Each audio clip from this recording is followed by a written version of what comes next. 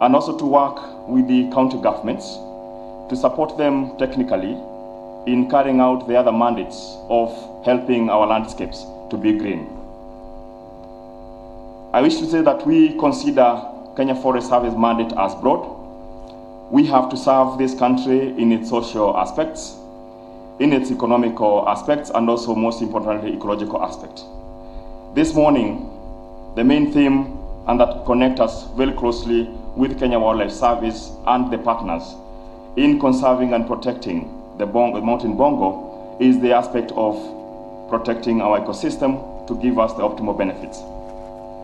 And therefore, this morning, I'm happy to reassure that Kenya Forest Service is no longer in retirement. These numbers are achievable, and at least to pass the number of 250 animals, then we can consider we are doing a good job. But I want to say, Julius, you are the boy from this region. You have worked very closely with Rhino Arc and the others. So you have the privilege in government to take action faster than anybody else. So I'm glad today you have announced the licensing of these 750 acres to be designated for the Bongo.